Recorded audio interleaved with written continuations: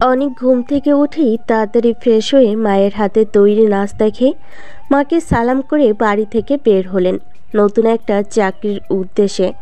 আজ তার ইন্টারভিউ। অনেক কষ্ট করে ছেলেকে মানুষ করেছেন মা রহিমা বেগম। কোনোদিন অনিককে তার বাবার অভাব বুঝতে দেয়নি। অনিকের যখন 10 বছর বয়স তখন তার বাবা মারা যান। তাদের কিছু সম্পত্তি ছিল, সব কিছু বিক্রি করে দিয়ে ছেলেকে নিয়ে ঢাকায় পাড়ি জমায় মা রহিমা বেগম। তারপর ছোট্ট একটা বাসা ভাড়া নিয়ে নিজের চাকরি করে ছেলেকে কোনো রকমে ফ্যাশন ডিজাইনে মাস্টার্স পাশ করান। তবে ছেলের কোনো চাহিদার অপূর্ণ রাখেনি মা রহিমা বেগম। সৃষ্টিকর্তার পরম করুণায় ছেলে হিসাবেও অনেক খুব মেধাবী এবং যথেষ্ট মাতৃভক্ত।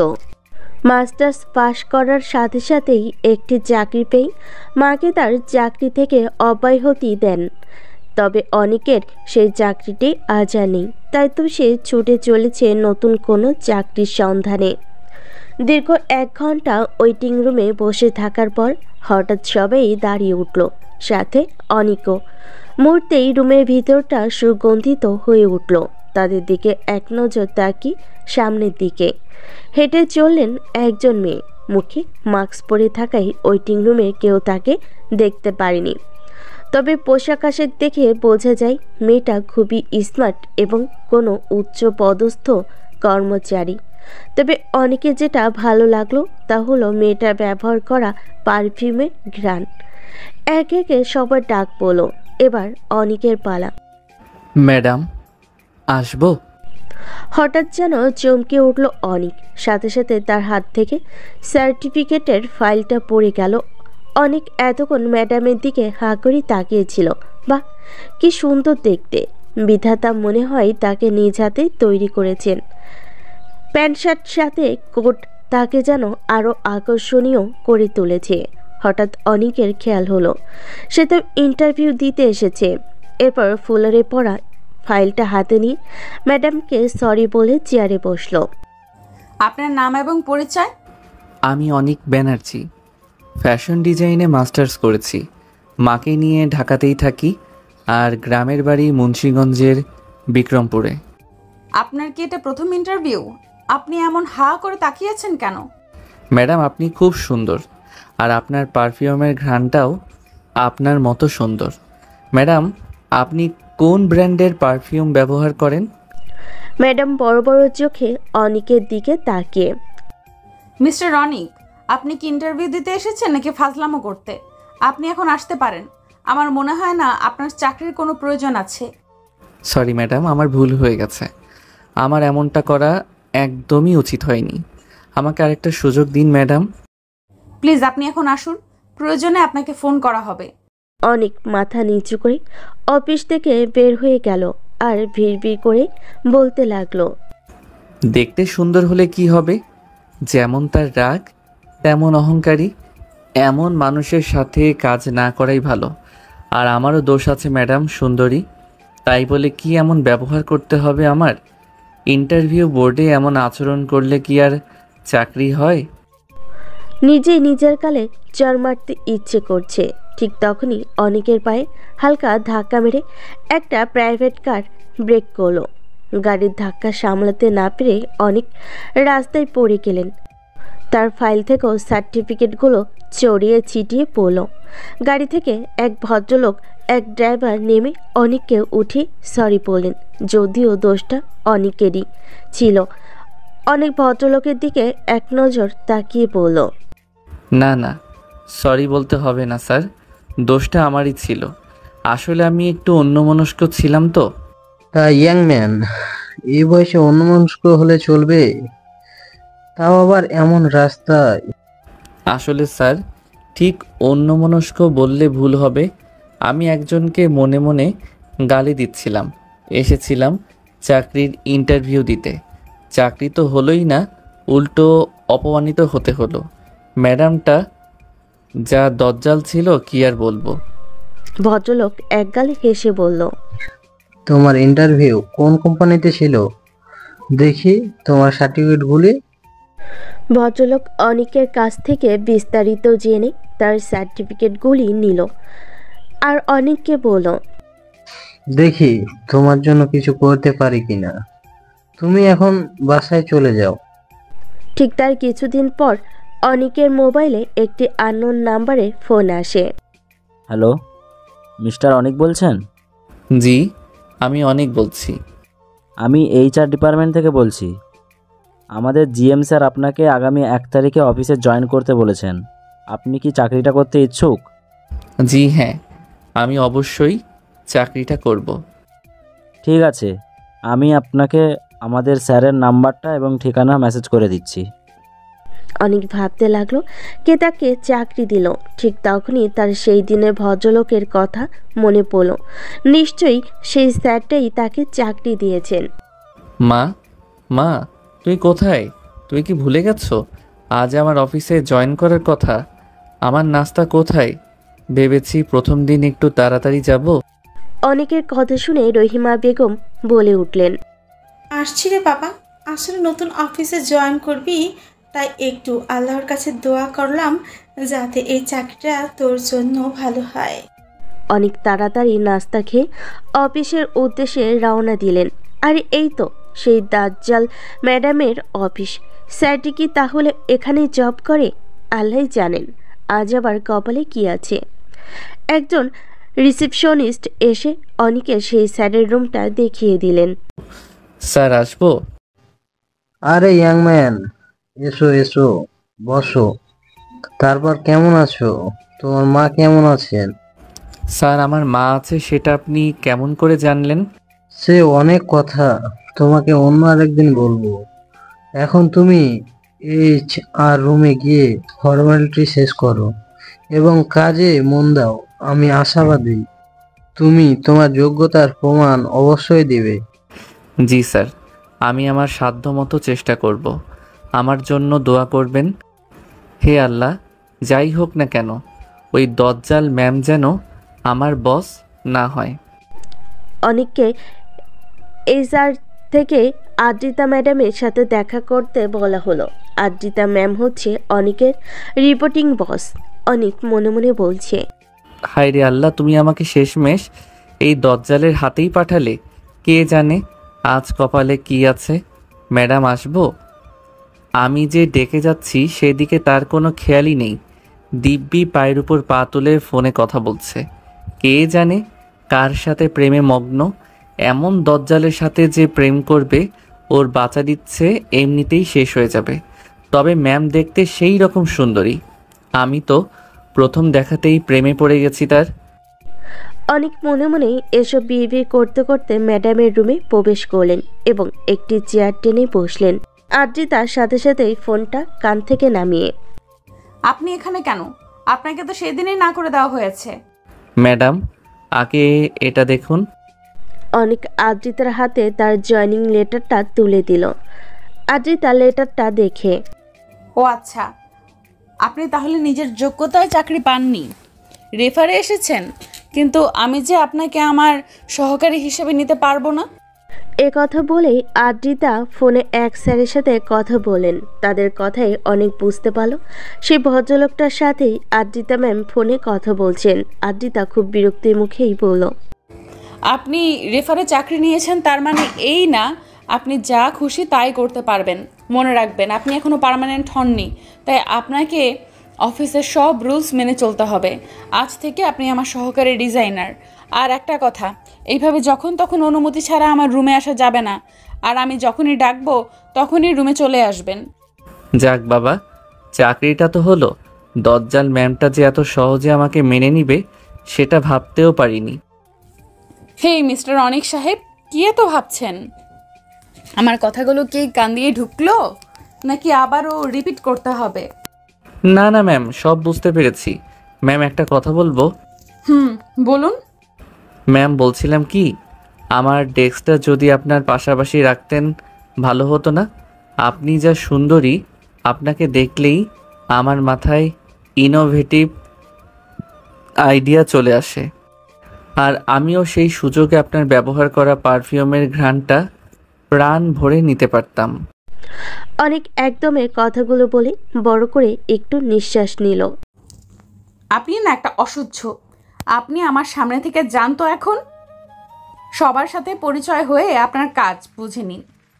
সারাদিন অফিস শেষে বাসায় ফিরল অনিক। তারপর ফ্রেশ হয়ে মায়ের কোলে মাথা রেখে পা দুটি মেলে দিয়েই মা, মাথাটা একটু ম্যাসাজ করে দাও না। মা অনিকের মাথায় হাত দিয়ে মেসেজ করতে করতে বলল, কিরে অনিক, তোর নতুন অফিস কেমন লাগলো? তা এবারে চাকরিটা করবি তো বাবা? জানি না গো মা, অফিসের সবাই ভালো, তবে আমার যে বস সে একজন মেয়ে, দেখতে খুবই সুন্দরী কিন্তু খুব রাগী এবং অনেকটা দজ্জাল টাইপের। আচ্ছা মা, সুন্দর মেয়ে মানুষগুলি কি এমন অহংকারী দজ্জাল হয়? সুন্দর হলেই যে অহংকারী বা দরজাল হয় এটা তোর ভুল ধারণা। আর একটা কথা কি জানিস বাবা, যাদের বাহিরটা রাগী বা দরজাল টাইপে থাকে তাদের অন্তরটা খুবই নরম এবং মায়ায় ঘেরা থাকে। ওইসব মানুষদের বাহিরে থেকে ছেনা চায় না। শোন বাবা, তুই তোর বসের সাথে কোনো খারাপ আচরণ করিস না, আর একটু কম কথা বলবি। তুই তো আবার একটু বেশি কথা বলিস। মা, তুমিও আমার বসের মতো জ্ঞান দেওয়া শুরু করলে। ভালো কথা বলেই তোর কাছে জ্ঞান মনে হয়। চিন্তা করিস না, তোর জন্য এমন দরজাল একটা মেয়ে দেখে তোর বিয়ে দিব, তাহলে তুই ঠিক হবে। মা, তাহলে আমার ম্যাডামের সাথে আমাকে বিয়ে দিয়ে দাও না। কি যে সুন্দর দেখতে মা, যত দেখি ততই দেখার ইচ্ছে জাগে। ইস, বলা শখ কত আমার। শেষমেশ ম্যাডামকে পছন্দ করলি, দেখিস আবার এই চাকরিটাও যেন না চলে যায়। আর শোন বাবা, ম্যাডামদের সাথে ভাই বোনের সম্পর্ক হয়, বিয়ে হয় না। তাই এসব আজেবাজে চিন্তা মাথা থেকে বন্ধ কর। মা, তুমি না দিলে তো আমার মুডটা নষ্ট করে। কি রান্না করেছো খেতে দাও। কাল সকাল সকাল অফিসে যেতে হবে। এখন নিজের কাজটাই বুঝে নিতে পারিনি ঠিক মতো, আর যা দজ্জাল ম্যাডাম। আজ অনিকের অফিসের দ্বিতীয় দিন। আজও প্রথমে শেষদারের রুমে যান অনিক। স্যার, আসবো? ইয়াংম্যান, আসো আমার রুমে। আসতে তোমার পারমিশন নিতে হবে না, তোমার যখন ইচ্ছা মন চাইবে চলে আসবে। স্যার, একটা প্রশ্ন করব? অবশ্যই। স্যার, আমি আপনার সম্পর্কে কিছু জানতে চাই। দেখো অনেক, আমি তোমাকে একদিন সব বলবো, আর সেটা কবে কখন সেটা আমি ঠিক করব। তারপর বলো, তোমার এখানে কেমন লাগছে? কাজ করতে কোনো সমস্যা নেই তো? জি না স্যার, এখানে সবাই খুবই ভালো। একদিনেই অনেকের সাথে বন্ধুত্ব হয়ে গেছে। শুধু আমার বসটা একটু বদমেজাজি। তা তোমার সাথে কি কোনো খারাপ ব্যবহার করছে? কি আর বলবো স্যার, উঠতে বসতে শুধু ঝাড়ির উপর রাখে, মুখে এক ফোঁটাও রস নেই, আর এমন ভাব নিয়ে থাকে মনে হয় অফিসটা তার বাপের, না হয় বড় কোনো পোস্টে চাকুরিরত। তোমাকে কিছু বললে তুমিও বলে দিবে। ভুলে যেও না তুমি একজন পুরুষ মানুষ। তবেও যেহেতু তোমার সিনিয়র, অবশ্যই তাকে তোমার সে সম্মানটা দিতে হবে। স্যার, আমি তো তাকে সম্মান দিয়েই কথা বলি।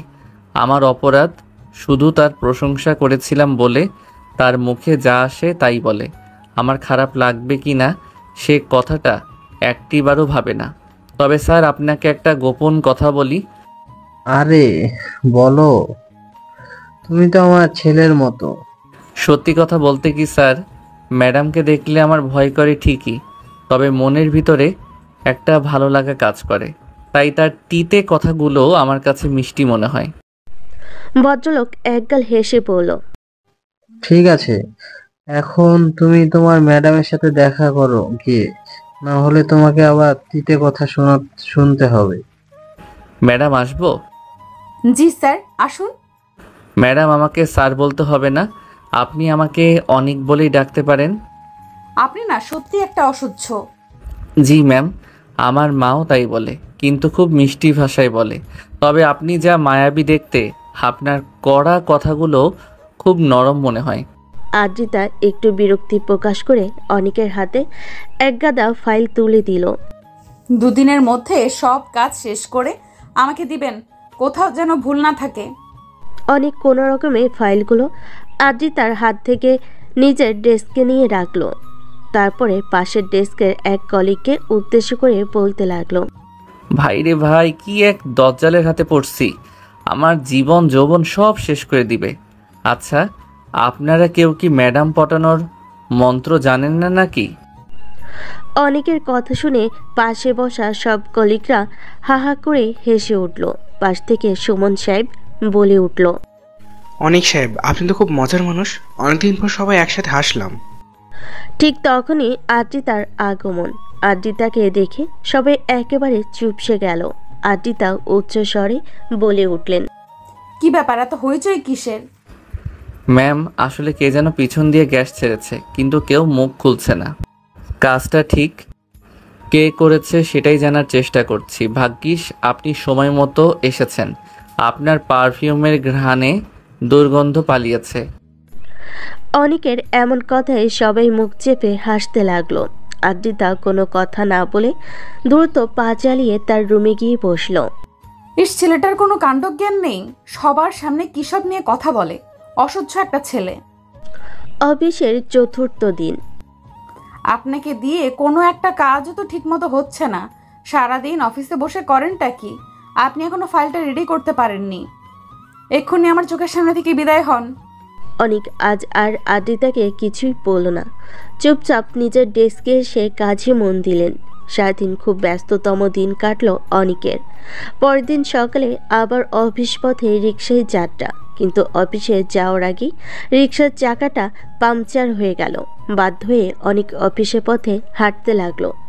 একটি বাচ্চা মেয়ে হাতে কিছু ফুল নিয়ে এসে, স্যার ফুল নেবেন? আমি ফুল দিয়ে কি করব? স্যার আপনার বউকে দিবেন। কিন্তু আমি যে এখনো বিয়েই করিনি। স্যার তাহলে আপনার প্রেমিকাকে দিবেন। কিন্তু আমার যে কোনো প্রেমিকাও নেই। স্যার তাহলে আপনার যাকে ভালো লাগে তাকেই দিবেন। স্যার নেন না একটা ফুল, এখনই সকাল থেকে কিচ্ছু খাইনি টাকার জন্য। আচ্ছা, তোমার এই ফুলগুলোর দাম কত? স্যার 5টা ফুল একসাথে করা, দাম 100 টাকা। অনেক পকেট থেকে 200 টাকা বের করে বলল, এই নাও 200 টাকা, আমাকে 2টা ফুল দাও। এই না স্যার আপনার 2 তোড়া ফুল।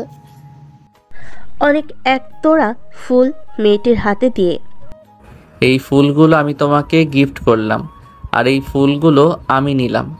মেয়েটার চোখে মুখে এক নিষ্পাপ হাসি ফুটে উঠল। অনেক অফিসে ঢুকে ডেস্কে থাকা ফাইলগুলি নিয়ে ম্যাডামের রুমে গেলেন হাতে ফুল নিয়ে। ম্যাডাম তখনও অফিসে আসেননি।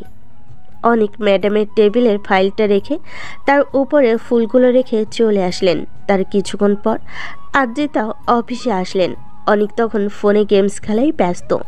ম্যাডামকে দেখে সবাই দাঁড়িয়ে গেল, কিন্তু অনেক তখনও গেমস খেলায় ব্যস্ত। আদ্রিতার রাগি মাখা চোখ নিয়ে, অনেক সাহেব! ম্যাডামের চিৎকারে অনেক ধরফর করে কোনো রকমে চেয়ার থেকে উঠে দাঁড়ান। জি ম্যাডাম, সরি ম্যাডাম। আপনি কি কখনো সিরিয়াস হবেন না? আপনি এক্ষুনি অফিস থেকে বের হয়ে যান। আপনার লজ্জা করে না প্রতিদিন আমার কাছে বকা খেতে? আপনি বাসায় চলে যান, আর আপনার কাজগুলো সুমন সাহেবকে বুঝিয়ে দিয়ে যাবেন।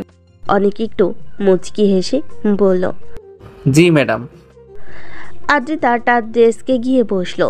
তখনই তার টেবিলে ফুলগুলো এবং তার কাজের ফাইলটাও দেখতে পেল। ফুলগুলো হাতে নিয়ে ঘ্রাণ শুকে প্রাণ ভরে ফুলের সুবাস নিয়ে, বাহ, ফুলগুলো তো বেশ টাটকা। প্রাণ ভরে ফুলের সুবাস নিল। তারপর ফাইলটা খুলে মনোযোগ দিয়ে দেখতে লাগলো। ফাইলটা দেখে আদ্রিতা একটু চমকে উঠল। প্রতিটা ডিজাইনই কিছুটা পরিবর্তন করা, যার কারণে ডিজাইনগুলো আরও বেশি গর্জিয়াস লাগছে তার কাছে। আরও কিছু ইউনিক ডিজাইন করে রেখেছে। অনেক সাহেবকে শুধু শুধু কত কি বললাম। পাগলটা এত সুন্দর করে ফাইলটা রেডি করতে পারবে তা আমি স্বপ্নেও ভাবিনি। ছেলেটাকে যতটা অসহ্য ভাবি, আসলে ঠিক ততটা খারাপ সে নয়। আদ্রিতা মনে মনে এসব বলতে লাগলো। অনেককে একটা ফোন করা উচিত। অনেকের ডেস্কে ফোন করে ও অনেককে পেল না আদ্রিতা। অনেকের জন্য আদ্রিতার মনটাও একটু বিষণ্ণ হয়ে গেল। কেন যে ওকে চলে যেতে বললাম, সব দোষ হচ্ছে আমার বাবার। মেয়েকে আদর দিতে দিতে একদম দজ্জাল বানিয়ে ফেলেছে। কোনোদিন একটু শাসনও করেনি, অল্পতেই মেজাজ গরম করে ফেলি। আদ্রিতা নিজের সাথে নিজেই যেন কথা বলে যাচ্ছে। আদ্রিতা হাতের ফাইলটা নিয়ে জিএম স্যারের অফিস রুমের দিকে পা বাড়ালো। জিএম স্যারের রুম থেকে একটা অস্পষ্ট গান ভেসে এলো। তুমি সুন্দর তাই চেয়ে থাকি, ওগো সে কি মোর অপরাধ।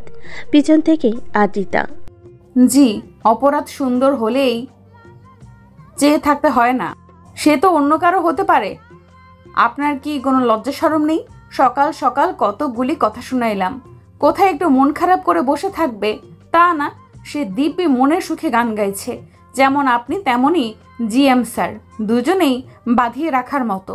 যান গিয়ে রেডি করুন, যান গিয়ে কাজ করুন। আর হ্যাঁ, ধন্যবাদ ফাইলটা রেডি করার জন্য, আর একটা ধন্যবাদ ফুলগুলোর জন্য। ম্যাম আর বললেন না পরে যাব প্রেমে? মানে? ম্যাডাম, ফুলের প্রেমে পড়ার কথা বলছিলাম। অসহ্য, জানতো আপনি।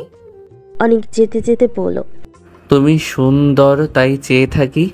জিএম স্যার এবং আদ্রিতা দুজনেই হালকা করে হেসে উঠল। পাগল একটা ছেলে। ছেলেটা পাগল না, খুব ভদ্র, নিষ্পাপ এবং সাদামাটা একজন সৎ যুবক। আদ্রিতা মুখ ভেঙচে বলল, জি স্যার, এখন দয়া করে ফাইলটা একটু দেখবেন। এদিকে অনেক গুনগুন করতে করতে তার ডেস্কে গিয়ে বসলো। কি অনিক সাহেব, মনে রং লাগছে বুঝে? না না সুমন ভাই, বস পটানোর মন্ত্র পেয়ে গেছি। পাশে আরেক কলিগ ফারজানা বলে উঠল, অনেক ভাই, গাধা পটানোর মন্ত্র জানলে বইলেন। আপু গাধাকে পিটিয়ে ঘোড়া বানিয়ে ফেলুন। এই কথা শুনে সবাই খিলখিল করে হেসে উঠল। আরেক কলিগ, বছর জারি খেয়েও আপনি কি আনন্দে দিন কাটাচ্ছেন, সত্যি ভাই আপনি অসাধারণ। এই প্রথম আদ্রিতা ম্যাম ওকে ধন্যবাদ জানালো। অনেকের মনটা যেন আজ একটু বেশি খুশি। আবার টেবিল চাপড়িয়ে গান শুরু করলো। হয় চুমকি চলেছে একা পথে, সঙ্গী হলে দোষ কি তাতে। তখনই আদ্রিতা ডেকে উঠল, অনিক সাহেব। জি ম্যাম। চলুন আমার সাথে। ম্যাম কোথায় যাব? কোম্পানির ফ্যাক্টরিতে। কি ব্যাপার অনিক সাহেব, এত চুপচাপ কেন? কি আর করার ম্যাম, গাড়ির গ্লাস বন্ধ, কোনো গান বাজনাও নেই, তাই ভালো লাগছে না। এখন যদি গাড়ির গ্লাস খুলে আকাশপানে চেয়ে থেকে একটু গান শুনতে পারতাম। ড্রাইভার সাহেব, গ্লাসটা খুলে দিন না। অনেক মাথাটা একটু বের করে একটা গান ধরলো। তোমার খোলা হাওয়া লাগিয়ে পালে টুকরো করে কাছি, ডুবতে রাজি আছি আমি, ডুবতে রাজি আছি। সকাল আমার গেল মিছে, বিকেল যে যায় তারই পিছে রেখো না আর, বেদনার কুলের কাছাকাছি আমি ডুবতে রাজি আছি। ধুলো জমা এই শহরে আদ্রিতা কখনই এভাবে গাড়ির গ্লাস খুলে জার্নি করে না। অনেকের গান যেন আজ তাকে খুব মুগ্ধ করেছে।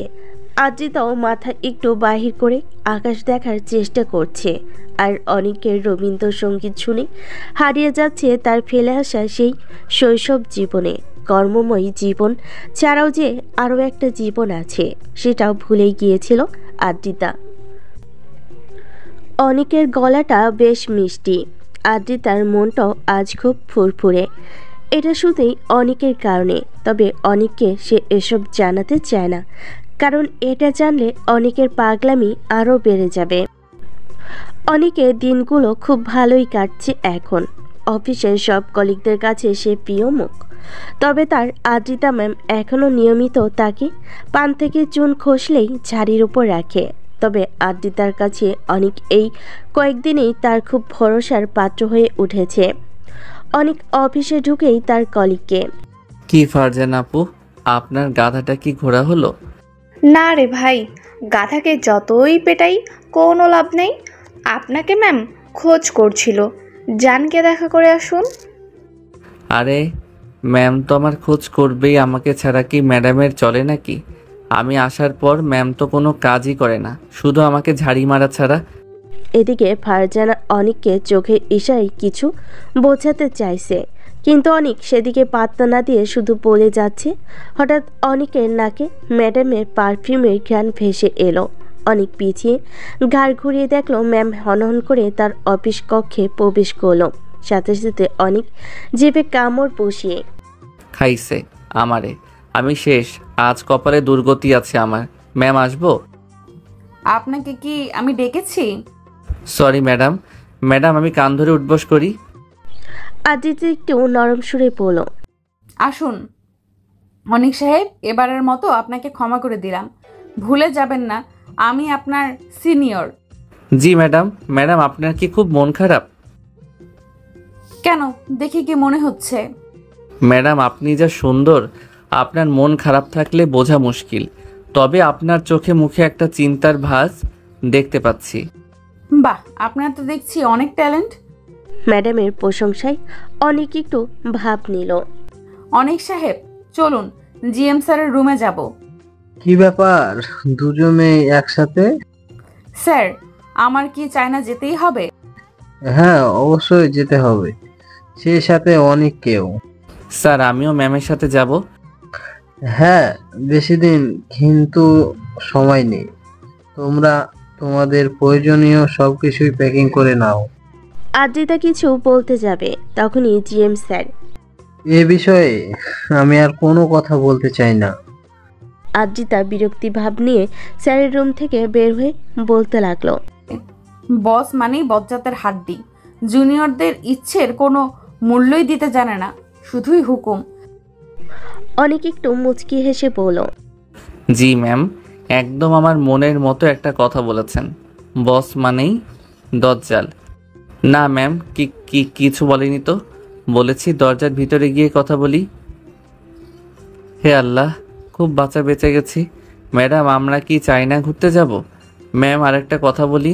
ম্যাডামের অনুমতি না নিয়ে অনেক বলতে থাকে, ম্যাম আমরা যতদিন চায়না থাকবো ততদিন প্লিজ আমার সাথে একটু বন্ধুসুলভ ব্যবহার করেন। জানেন তো আমি একটু বেশি কথা বলি, সেখানে তো আপনি ছাড়া আর কাউকে পাবো না। ওখানে তো সব চাইনিজ, শুধুই চুংচাং করে কথা বলবে, কিছুই বুঝবো না। আচ্ছা অনিক সাহেব, আমি কি খুব খারাপ ব্যবহার করি আপনার সাথে? না না ম্যাম, আপনি তো খুবই ভালো, তবে মাঝে মাঝে। এটা বলে চুপ হয়ে গেল অনেক। ঠিক আছে, আপনি এখন কাজ করুন, এ নিয়ে পরে কথা হবে। আদ্রিতা জিএম স্যারের রুমে গিয়ে দরজা লক করে দিয়ে, তুমি কি শুরু করেছো? যার তার সাথে আমাকে বিদেশের মতো একটা জায়গায় একা পাঠিয়ে দিবে? তুমি যখন যা চাইবে তাই হবে নাকি? তুমি কি ভুলে গেছো আমি এই অফিসের জেনারেল ম্যানেজার? না, আমি কিছু ভুলিনি, কিন্তু আমি এখন আমার বাবার সাথে কথা বলছি। তুমি তো ভালো করে জানো আমি ছেলেদের সহ্য করতে পারি না। জানো এর জন্য আমার এই দেশে কোনো ছেলে বন্ধুও নেই। মারে তোর কি মনে আছে তোর সেই নিখিল আঙ্কেল এবং তার বাবা মাস্টার মশাইয়ের কথা? হ্যাঁ বাবা, মনে আছে। তুমি ছোট, শুধু তাদের গল্প শোনাতে আমাকে। তুমি তাদের বাড়িতে থেকে লেখাপড়া শিখেছিলে, এমনকি তাদের জমি বিক্রয় করে তারা তোমাকে বিদেশে পাঠায় লেখাপড়ার জন্য, যাদের তুমি আজও খুঁজে বেড়াও। হ্যাঁ রে মা, তবে এখন আর খুঁজি না, কারণ আমি তাদের খুঁজে পেয়েছি। এই অনেক হচ্ছে নিখিলের একমাত্র সন্তান। অনেকের জাতীয় পরিচয়পত্র এবং অনেকের ফোনে তার মায়ের ছবি দেখে ওকে চিনতে পেরেছি। তবে অনেক এ বিষয়ে কিছুই জানে না, আর তুই ওকে কিছু বলিস না মা। অনেকদের ঋণ আমি কখনোই শোধ করতে পারবো না, কারণ ওদের জন্য আজ আমি এত দূর আসতে পেরেছি। অনেক আর তোকে নিয়ে আমার অনেক বড় স্বপ্ন আছে, আমি সেটা পূরণ করতে চাই। কথাগুলো বলতে বলতে তার চোখে জল চলে এলো। বাবার ভেজা চোখের দিকে তাকিয়ে আদ্রিতা কিছু বলতে গিয়েও থেমে গেল। তারপর বাবাকে সান্ত্বনা দিয়ে, ঠিক আছে বাবা, তুমি যা বলবে তাই হবে। আদ্রিতা নিজের চেয়ারে বসে ভাবছে, সেই ছোটবেলায় আদ্রিতার মা মারা যান। তারপর থেকে বাবাই তাকে কোলে পিঠে করে মানুষ করেছে। তাই সে নিজেও চায় না তার বাবাকে কোনো রকম কষ্ট দিতে। কিছুক্ষণ পর অনেক ম্যাডামের রুমে ঢুকে, ম্যাম কি হয়েছে আপনার, কাঁদছেন কেন? স্যার আবার কিছু বলেছে নাকি আপনাকে?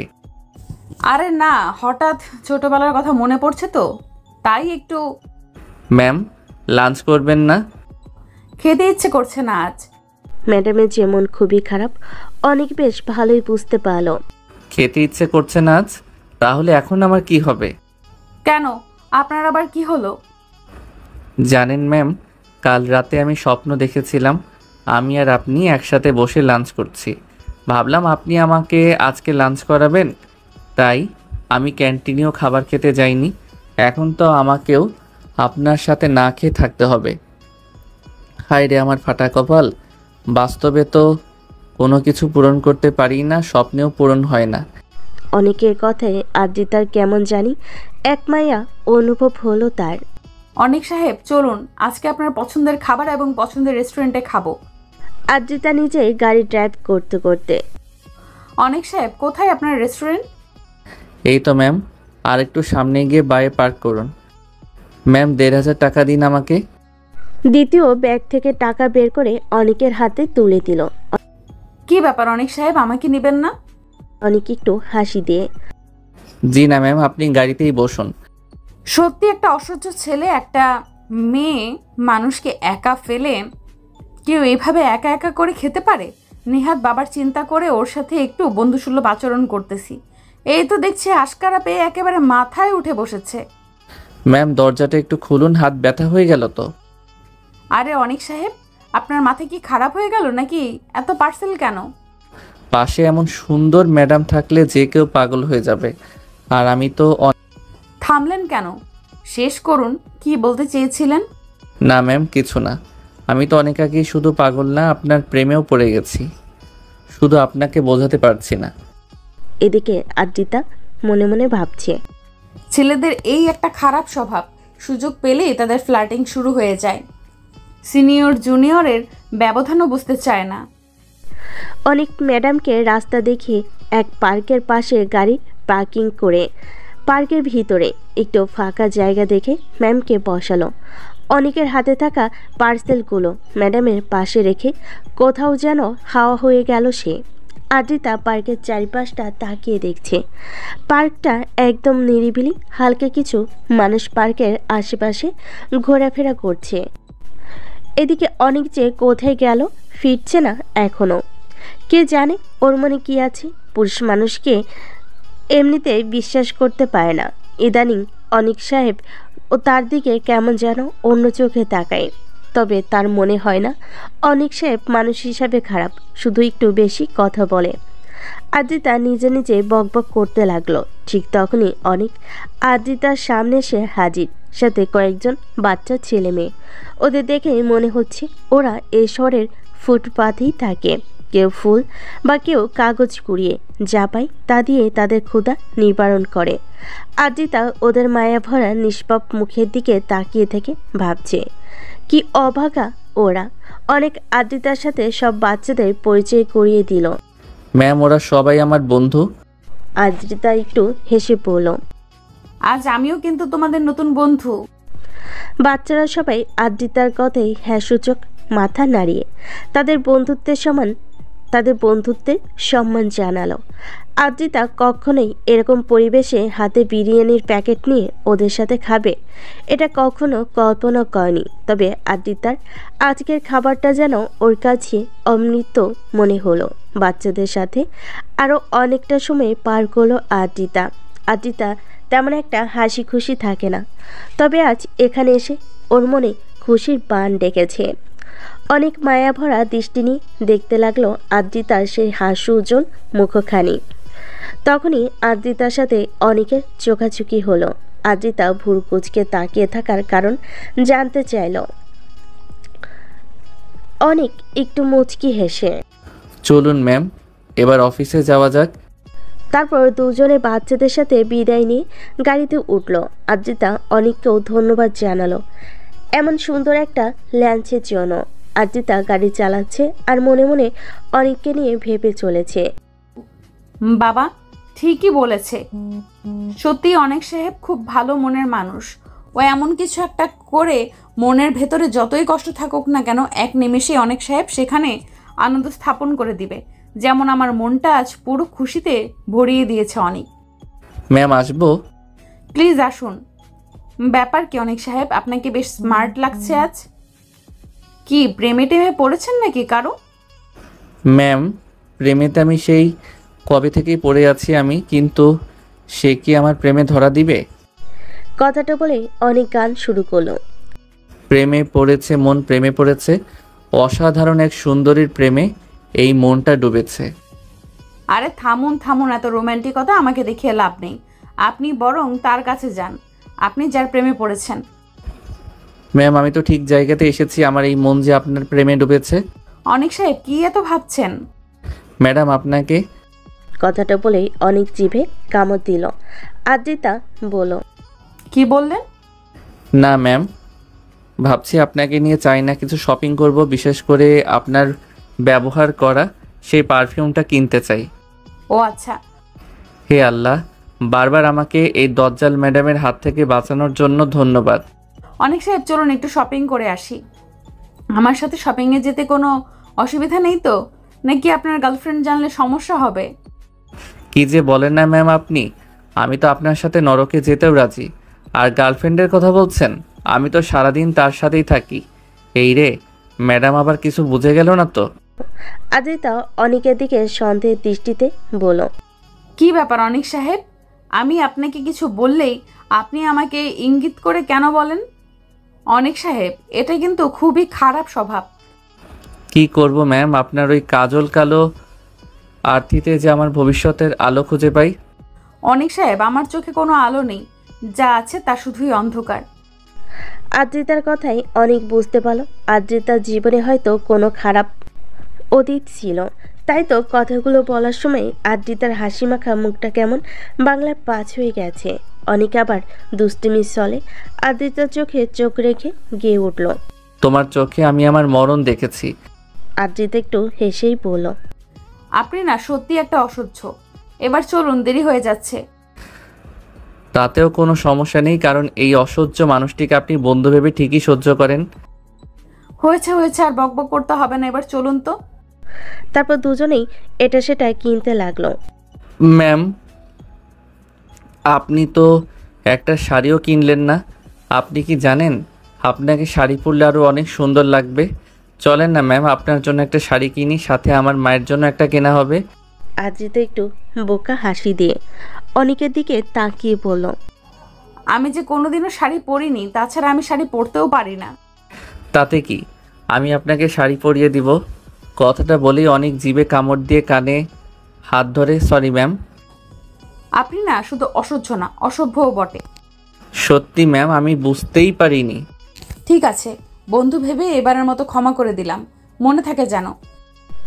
আদ্রিতার ইচ্ছে না থাকা সত্ত্বেও অনেকের জোড়াজড়িতে তার জন্য একটা অনেকের পছন্দের শাড়ি কিনতে হলো। আর একটা শাড়ি কিনলো অনেকের মায়ের জন্য। আন্টিকে বলবেন আমার তো মা নেই, উনি যদি শাড়িটা পরেন আমি খুব খুশি হব।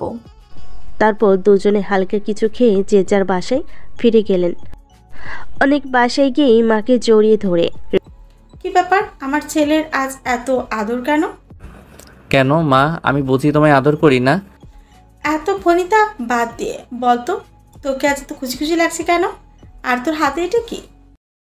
আমার ম্যাডাম তোমাকে একটা শাড়ি উপহার দিয়েছে এবং বলেছে তোমাকে পরতে। দেখেছিস, আমি বলেছিলাম না তোকে, যাদের বাহিরটা শক্ত পাথরের মতো হয় তাদের মনটা ঠিক ততটা নরম থাকে। মা, তুমি ঠিকই বলেছ, ম্যামের মনটা সত্যি খুব নরম এবং খুব ভালো মনের মানুষ সে। মায়েরা সর্বদা সত্যি কথাই বলে, বুঝলি গাধা? জানো মা, ম্যাডামের না মা নেই, তাই ভাবছি আমি ম্যাডামকে বিয়ে করে তোমাকে ম্যামের শাশুড়ি বানাবো, যাতে তার মায়ের অভাবটা পূরণ করতে পারি। ওরে দুষ্ট ছেলে, ম্যামকে বিয়ে করার ফন্দি এখনো তোর মন থেকে চায়নি। শোন, বাবা মা মরা মেয়ে, তুই ওকে বেশি বিরক্ত করিস না আবার। তোমার ছেলের বউকে তোমার ছেলে বিরক্ত করবে না তো কে করবে শুনি? এ কথা বলে অনেক দৌড়ে তার রুমে চলে যায়।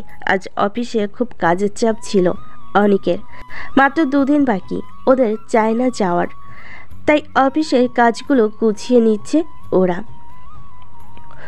এদিকে অফিস কলিগ সুমন সাহেব ম্যাডামের রুম থেকে বের হয়েই অনেকের সামনে এসে, অনেক সাহেব, আপনি তো দেখছি সত্যি সত্যি ম্যাম পড়ানোর মন্ত্র পেয়ে গেছেন। আজকাল ম্যাডাম তো আপনাকে ছাড়া আর কারোর উপরেই ভরসা করতে পারেন না। যান, ম্যাডাম আপনাকে ডেকেছে। অনেক নিজের চেয়ার থেকে উঠে ম্যামের রুমে প্রবেশ করলো। অনেক আদ্রিতার দিকে আর চোখে তাকিয়ে, আমি যদি জানতাম না আমার সুন্দরী ম্যামটা আমাকে দেখার জন্য ব্যাকুল হয়ে আছে, তাহলে সব কাজ ফেলে সকাল থেকে এখানেই বসে থাকতাম। ম্যাম তাড়াতাড়ি দেখে নিন আমাকে, আজ আমার অনেক কাজ আছে, বারবার কিন্তু আসতে পারবো না। আদ্রিতাও ভুরু কুঁচকে অনিককে বলল, আমার ঠেকা পড়েছে, কত আপনাকে দেখার জন্য এসেছেন নায়ক সালমান খান তার রূপ দেখাতে। এই নিন ফাইলগুলো 2 দিনের ভেতরে রেডি করে জিএম স্যারের কাছে দিয়ে যাবেন। আপনার সাথে আমার এয়ারপোর্টে দেখা হবে, আমি 2 দিন অফিসে আসবো না। ম্যাম এই 2 দিন আপনাকে ছাড়া আমি কি করে থাকবো? এমনভাবে বলছেন যেন আমি আপনার প্রেমিকা, যে আমাকে ছাড়া আপনার চলেই না। তারপর চোখগুলো বড় বড় করে বলল, এক কাজ করুন, আমার একটা ছবি তুলে রাখুন, তারপর সারা দিন বসে বসে আমার ছবি দেখবেন। অসহ্য। আদ্রিতা অনিককে আর কিছু বলার সুযোগ না দিয়ে অফিস থেকে বাইর হয়ে গেল। তার ঠিক 2 দিন পর চায়নার উদ্দেশ্যে তারা বিমানে উঠল। সেখান থেকে কোম্পানির রিজার্ভ করা এক 5 তারকা হোটেলে গিয়ে উঠল। কিছুক্ষণ পর আদ্রিতা অনিককে তার রুমে আসতে বলল। অনেক ম্যাডামের রুমে ঢুকে বড় বড় চোখে হাঁ করে তাকিয়ে আছে। ম্যাডাম শুধুমাত্র একটি টি শার্ট আর 3/4 একটা টাইট প্যান্ট পরে বেডে শুয়ে আছে।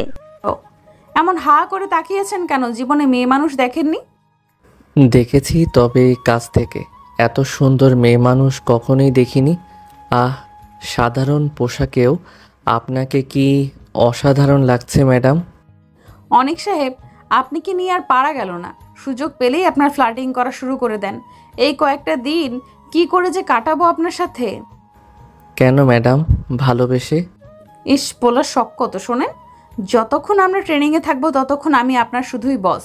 ট্রেনিং শেষে যে সময়টুকু থাকবে তখন আমরা শুধুই দুজনের ভালো বন্ধু, অন্য কিছু নয়। মনে থাকবে তো? জি ম্যাম, মনে থাকবে। তাহলে দয়া করে আপনি এখন আসতে পারেন। ম্যাম এখন তো আমরা বন্ধু। তো ম্যাম আমি আর একটু আপনার রুমে থাকি। কেন, কি করবেন এখানে থেকে? ম্যাম আপনাকে 2 চোখ ভরে দেখব। এতক্ষণ কি আপনার চোখ বন্ধ ছিল? আপনি না সত্যি একটা অসহ্য। অনেক ম্যাডামের কথাই কোনো উত্তর না দিয়ে 2 চোখ ভরে ম্যাডামকে দেখতে লাগলো। অনেক তার ম্যামকে যতই দেখে ততই মুগ্ধ নয়নে তাকিয়ে থাকে, আর ম্যামকে নিয়ে হারিয়ে যায় তার ভালোবাসার স্বপ্নের দেশে। আদ্রিতা একটু উচ্চস্বরে বলে উঠল, কি হলো? দেখা শেষ হয়নি? এখন আপনার রুমে যান, আমি একটু ঘুমাবো। ম্যাডামের কথাই অনেকের হুঁশ ফিরে ম্যামকে বিদায় জানিয়ে তার রুমে চলে আসে। আদ্রিতা শুয়ে শুয়ে অনেকের কথাই ভাবতে লাগলো। অনেকের আচরণে সে ভালো করেই বুঝতে পারল অনেক যে তাকে ভালোবাসে। আদ্রিতা প্রথম থেকে বুঝতে পেরেছিল অনেকের ব্যাপারটা, তাই তো অনেককে সে বারবার সাবধান করে দেয়। আদ্রিতা ভেবেছিল অনেককে একদিন ভালো করে বুঝিয়ে বলবে ব্যাপারটা, যাতে অনেক তার দিকে ভালোবাসার নজরে না তাকায়। কিন্তু অনেক তার মনের কথাগুলো আদ্রিতাকে আকার ইঙ্গিতে বোঝাতে চাইলেও এখনও আদ্রিতাকে সে সামনাসামনি প্রেমের প্রস্তাব দেয়নি। তাই আদ্রিতা চিন্তা করলো অনেকের সাথে এর সময়ে আরও ঘনিষ্ঠ হয়ে তার মনের কথাগুলো বের করতে হবে, তারপর অনেককে সাবধান করে দিবে। এসব ভাবতে ভাবতে আদ্রিতা ঘুমিয়ে পড়লেন। দরজায় ঠকঠক শব্দে আদ্রিতার ঘুম ভাঙলো। কোনো রকমে চোখ খুলে দরজা খুলে দিল আদ্রিতা। ম্যাম আর কত ঘুমাবেন? চলুন বাহিরটা একটু ঘুরে আসি। ঠিক আছে, আপনি আপনার রুমে গিয়ে বসুন, আমি রেডি হয়ে আসছি। ম্যাম আমি এখানেই বসি, আপনি রেডি হয়ে নিন। শখ কত। এই বলে অনিকের রুম থেকে বের করে নিজে তৈরি হতে লাগলো। এদিকে অনেক দরজার পাশে দাঁড়িয়ে, যা বাবা, একটু দেখতেও দিল না ভালো করে। কি কিপটা, আমি দেখলে যেন তার সৌন্দর্যতায় ভাটা পড়ে যাবে। আজ অনেকদের কোনো ট্রেনিং নেই, আর মাত্র একদিনের ট্রেনিং আছে, সেটাও আগামীকাল। দুজনই বেশ ধকল গেছে এই কয়েকদিন। সারাদিন ট্রেনিং, আর ট্রেনিং শেষে বেজিংয়ের শহরটা ঘুরে বেরিয়েছে তারা। অনেক আজ কুম্ভকর্ণের মতো ঘুমিয়ে আছে। হঠাৎ দরজায় খটখট শব্দে ঘুম ভাঙল তার। কোনো রকমে হাঁটতে হাঁটতে দরজা খুলে সে। এদিকে আদ্রিতা অনেককে কিছু বলতে যাবে, ঠিক তখনই নিজের হাত দিয়ে চোখ ঢেকে নিল সে অনেক ঘুমো ঘুমো চোখে। কি হলো ম্যাম, আপনি নতুন বউর মতো করে চোখ ঢেকে রেখেছেন কেন? আজিতা চোখ না খুলেই একটু তুতলে। আপনি আগে নিজেকে সামলান। ম্যাডামের কথায় অনেক নিজের দিকে ভালো করে তাকিয়ে দৌড়ে ওয়াশরুমে ঢুকলো। অনেক ভুলে গিয়েছিল সে শুধুমাত্র একটা শর্ট প্যান্ট পরে ঘুমিয়েছিল। কোনো রকমে ওয়াশরুম থেকে মাথা বের করে লজ্জা মাখা মুখে, ম্যাম প্যান্টটা একটু দিবেন? আজিতা কিছুটা লজ্জা এবং একটু মুচকি এসে অন্যদিকে ঘুরে তাকিয়ে অনেককে প্যান্ট দিল। অনেক ওয়াশরুম থেকে বের হয়ে একটা বোকা মার্কা হাসি দিয়ে। Sorry madam. আজিতা আবারও হাসি দিয়ে বলল, নেক্সট একটু সাবধানে থাকবেন, ভুলে যাবেন না আমি আপনার বন্ধু হলেও আমার আরেকটা পরিচয় হলো আমি একজন নারী। অনেক মনে মনে বিড়বিড় করে বলতে লাগলো, যত দোষ সব পুরুষ মানুষের, আর নিজে যে আমার সামনে একটা গেঞ্জি আর হাফ প্যান্ট পরে বসে থাকে সেটা কিছু না। আর সেই মেয়েটা আবার যদি হয় সেই পুরুষের পছন্দের কেউ, তখন যে নিজেকে কি কষ্টে কন্ট্রোল করি সেটা একটা পুরুষ মানুষ ছাড়া আর কেউ বুঝবে না। অনেক সাহেব, কি এত মনে মনে বিড়বিড় করছেন? আবার আমাকে গালি টেলে দিচ্ছেন না তো? কি যে বলেন না ম্যাম, আপনার মুখের দিকে তাকালে কেউ গালি দিতেই পারবে না, তবে অন্য কিছু করার ইচ্ছে হতে পারে। আজিতা ভুর কুচকে জিজ্ঞেস করলো, কি ইচ্ছে? অনেক মনে মনে বলল, চুমু দিতে। বাহিরে খুব বৃষ্টি হচ্ছে, চলুন না একটু বৃষ্টিতে ভিজে আসি। জি না ম্যাম, আমি ভিজবো না, কারণ বৃষ্টিতে ভিজলেই আমার জ্বর চলে আসে। ঠিক আছে, আপনার ভিজতে হবে না, আমার সাথে ছাদে চলুন, আমি ভিজবো, আপনি দাঁড়িয়ে থাকবেন। অনেক হয়েছে ম্যাম, এবার চলে আসুন, না হলে জ্বর চলে আসতে পারে। আজিতা অনেকের কথায় পাত্তা না দিয়ে বৃষ্টিতে ভিজতে লাগলো। অনেক কিছুটা বাধ্য হয়ে আজিতার হাত ধরে টেনে তাকে রুমে নিয়ে আসলো। ম্যাম আপনি তাড়াতাড়ি চেঞ্জ করে আসুন, লাঞ্চ করতে যেতে হবে। ঠিক আছে, আপনি রুমে গিয়ে বসুন, আমি চেঞ্জ করে আসতেছি। অনেক আজিতার রুমে ঢুকতে যাবে, তখনই আজিতা, আরে আরে কোথায় যাচ্ছেন আপনি? ম্যাম আপনি তো বসতে বললেন আমাকে। গাধা কোথাকার, আপনি আপনার রুমে গিয়ে বসুন। অনেক নিজের রুমে না গিয়ে ম্যাডামের দরজার আশেপাশে হাঁটাহাঁটি করতে লাগলো, দরজা একটু টোকা মেরে। কি হলো ম্যাম, এখনো হয়নি আপনার? আদিতা দরজা খুলে, হ্যাঁ চলুন লাঞ্চ করে আসি। দুজনে খাওয়া দাওয়া করে বিকেলে আবার একটু ঘোরাঘুরি করে রাতে খেয়ে যে যার রুমে চলে গেল। অনেক বেডে শুয়ে শুয়ে তার ম্যাডামকে নিয়ে ভালোবাসার স্বপ্ন যান বুঝতে শুরু করলো। এই কয়েকদিনে তারা অনেকটাই ঘনিষ্ঠ হয়ে মেলামেশা করেছে। অনেকের কোনো কথাই আজিতা এখন আর রেগে ওঠে না। অনেক মনে মনে ভাবতে লাগলো, এই সুযোগেই ম্যাডামকে তার মনের কথা প্রকাশ করতে হবে। এদিকে গতকাল বৃষ্টিতে ভিজে আজিতার নাজেহাল অবস্থা, সারাদিন শুধু হাসি কাশির উপরেই ছিল। কোনো রকমে ট্রেনিং শেষ করে হোটেল রুমে গিয়ে রাতের খাবার খেয়ে শুয়ে পড়েছে সে।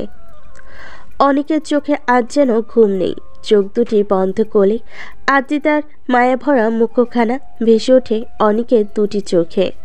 অনেক সাথে সাথেই বেড থেকে উঠে আজিতার দরজায় ঠকঠক করে টোকা দিতে লাগলো।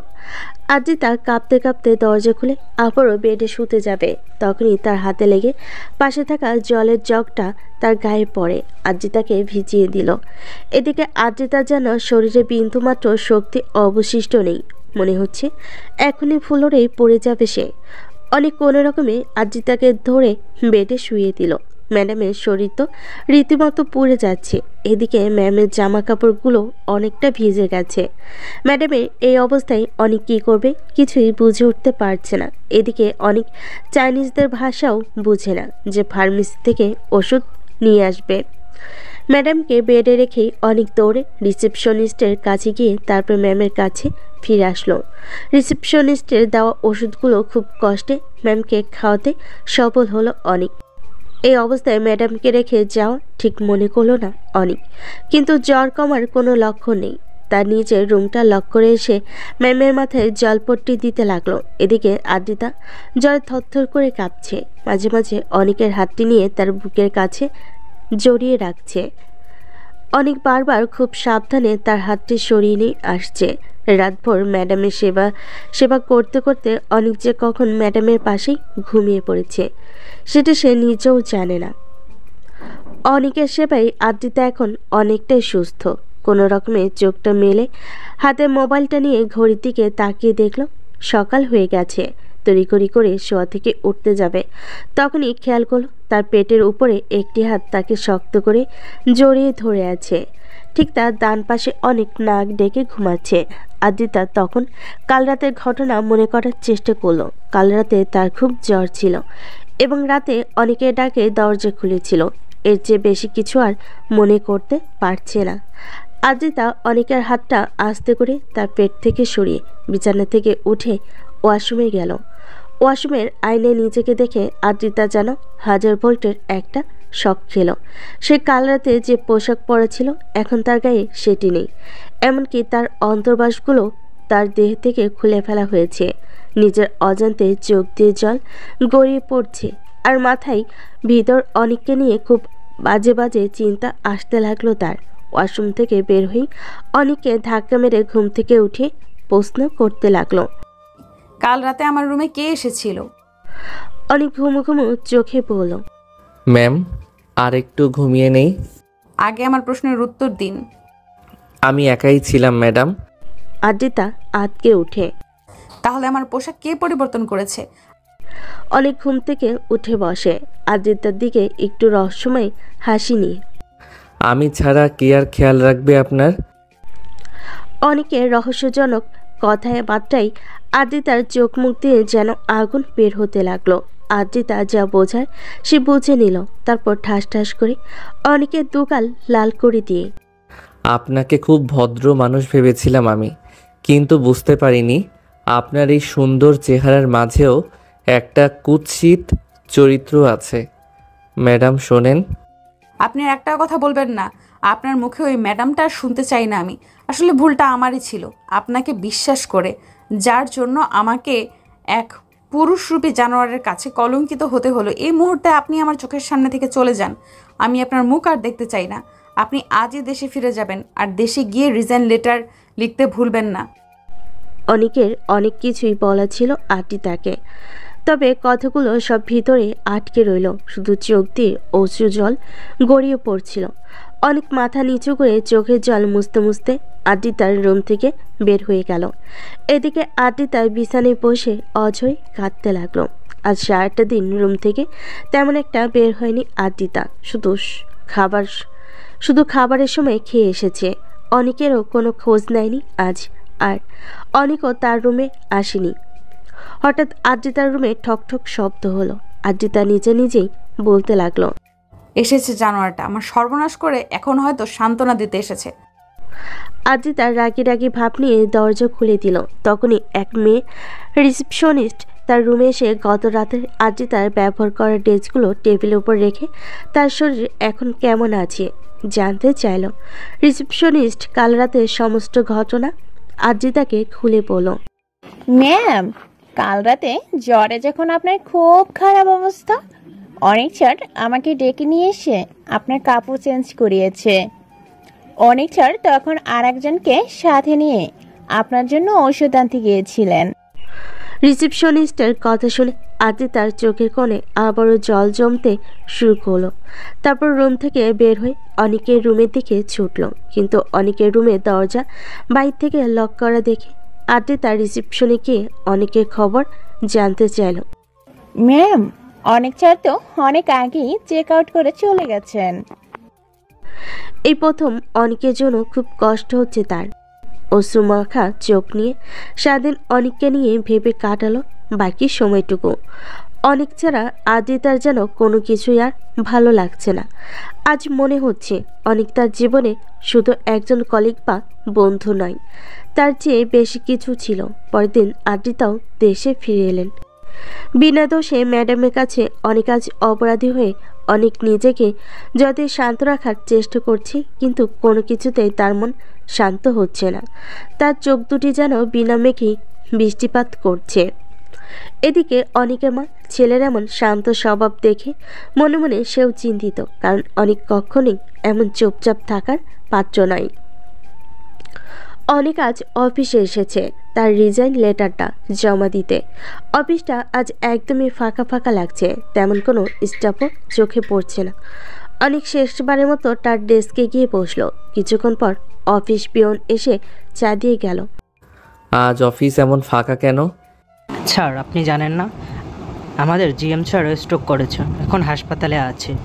অফিসের সবাই তাকে দেখতে গিয়েছে। অনেকের মাথায় যেন আকাশ ভেঙে পড়ল।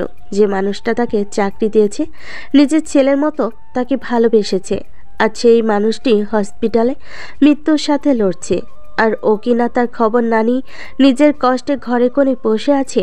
অনেক রিজাইন লেটারটা ম্যামের টেবিলে রেখে হসপিটালের উদ্দেশ্যে রওনা দিলেন। অনেক হাসপাতালে গেটের সামনে যেতেই তার অফিস কলিগদের সাথে দেখা হলো। তারা সবাই এখন অফিসে ফিরে যাচ্ছে। অনেক কলিগদের কাছ থেকে জানতে পারলো স্যার এখন অনেকটাই সুস্থ আছেন। অনেক স্যারের রুমে যেতে একটু থমকে দাঁড়ালো আর মনে মনে বলতে লাগলো, কি ব্যাপার আদ্রিতা ম্যাম, স্যারকে বাবা বলে ডাকছে কেন? তার মানে কি ম্যাম জিএম স্যারের মেয়ে? অনেক এখন ভাবছে, আমি কি স্যারের সাথে দেখা করব, না ফিরে যাব? কারণ এই সময়ে ম্যাম আমাকে দেখলে তার কষ্টটা আরও দ্বিগুণ বেড়ে যাবে। অনেক দূর থেকে যতটুকু পেরেছে স্যারকে দেখে এক হাত দিয়ে নিজের অশ্রু জল মুছে সেখান থেকে ফিরে আসতে যাবে। ঠিক তখনই পিছন থেকে আজিতা অনেকের হাত ধরে মায়া ভরা দৃষ্টি নিয়ে তাকায়। ম্যাডাম আমাকে ক্ষমা করে দিন, বিশ্বাস করুন আমি জানতাম না স্যার আপনার বাবা, জানলে কখনোই। পুরো কথাটা শেষ করতে পারল না অনেক। তার আগে আজিতা তাকে জড়িয়ে ধরে অঝরে কাঁপতে লাগলো। আজিতা কাঁপা কাঁপা কণ্ঠে অনেকের কাছে সেই দিনের ঘটনার জন্য ক্ষমা চাইলেন এবং সত্যটা সে জানতে পেরেছে। অনেককে সে সব খুলে বলেন। আজিতার এমন আচমকা আচরণে অনেক যে তার স্যারকে দেখতে হসপিটালে এসেছে সেটা সে বেমালুম ভুলে গেলেন। আজিতা এখনো তাকে জড়িয়ে ধরে রেখেছে। এটা দেখে অনেকের মনে যেন আজ খুশি ফোঁড়া ফুটে উঠেছে। অনেকও ম্যাডামকে আরও শক্ত করে জড়িয়ে ধরে আছে আর বারবার ম্যাডামের ঘাড়ে মুখ ঘষছে। মনে হচ্ছে ম্যাডাম তার বিয়ে করা বউ। অনেক সাহেব ছাড়ুন, কি করছেন? বাবা দেখছে তো। লজ্জা লজ্জা ভাব নিয়ে খুব নরম সুরে কথাগুলো বলল আজিতা। আজিতার কথাই অনেকেও লজ্জা পেয়ে গেল। তারপর স্যারের পাশে বসে, স্যার কেমন আছেন? অনেকের প্রশ্নে স্যার একটু মুচকি হেসে উত্তর দিল, কি ইয়াংম্যান, শেষ পর্যন্ত আমার মেয়েটাকে পটিয়ে নিলে? অনেক তার কান দুটি ধরে বলল, সরি স্যার, সত্যি বলছি স্যার, ম্যাম যে আপনার মেয়ে সেটা আমি এখানে এসেই জানতে পারলাম। অনেক স্যার কানে কানে বলল, স্যার আমি যে আপনার কাছে ম্যামের নামে আজে বাজে কথা বলতাম, প্লিজ এসব ম্যামকে বলবেন না, তাহলে আমার চাকরিটা তো যাবেই, সেই সাথে আপনার মেয়ের সাথে আমার প্রেমটাও হবে না। তখনই আজিতা বলল, তোমরা কানে কানে কি কথা বলছো দুজনে? আমাকে নিয়ে আবার কথা হচ্ছে না তো? স্যার এবং অনেক দুজনের দিকে তাকিয়ে হি হি করে হেসে উঠল। অনেক আশাতে আদিতার বাবা যেন আরও দ্রুত সুস্থ হয়ে উঠেছে। এটা দেখে আদিতা তেমন কিছুই বললেন না। অনেক, তুমি এখন বাসায় যাও। কেন স্যার, আমি আরও কিছুক্ষণ থাকি না? না, তুমি এখনই বাসায় গিয়ে তোমার মাকে আমার কাছে নিয়ে এসো। তোমার মায়ের সাথে আমার অনেক কথা আছে।